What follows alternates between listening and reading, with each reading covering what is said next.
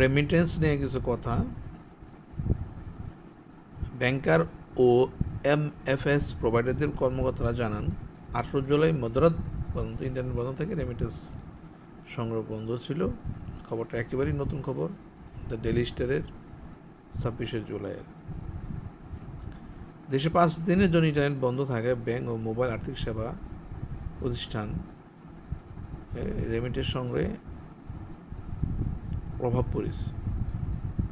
এটি দেশের বৈদেশিক মুদ্রার রিজার্ভের উপর চাপ সৃষ্টি করতে পারে।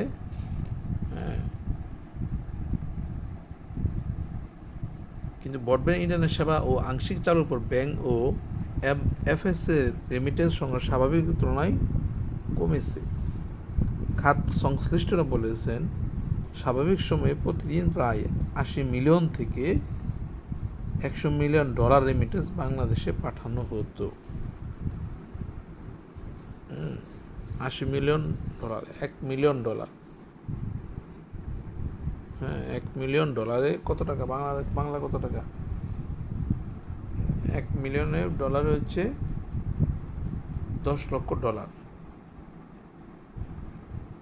10 লক্ষ ডলারে, 1 লক্ষ ডলারে কত? 100 টাকা করে হলো।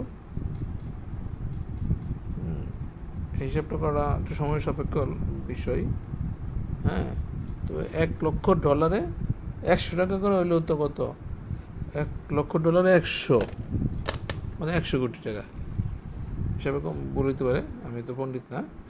এদিকে আন্তর্জাতিক মুদ্রা তহবিলের ব্যালেন্স অফ পেমেন্টে ম্যানুয়াল অনুযায়ী 2024 30 জুন পর্যন্ত বাংলাদেশ রিজার্ভের পরিমাণ দাঁড়িয়েছিল 21.80 বিলিয়ন ডলার।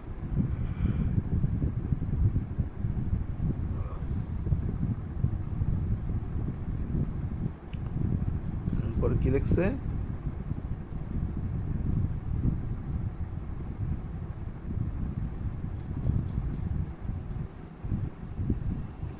শীর্ষস্থানে এমএফএস সেবাদাতা প্রতিষ্ঠানের একজন কর্মকর্তা জানান, তারা স্বাভাবিক দিনে 5 থেকে 7 কোটি টাকা রেমিটেন্স পেলেও ইন্টারনেট সংযোগের ধীরগতির কারণে 80 লাখ টাকায় নেমে এসেছে।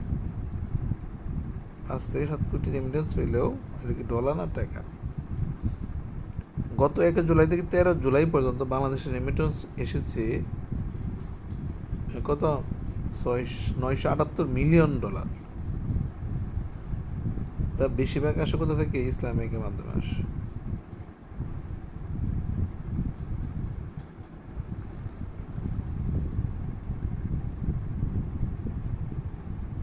এই হলো অবস্থা দেশে, বুঝতে পারছেন?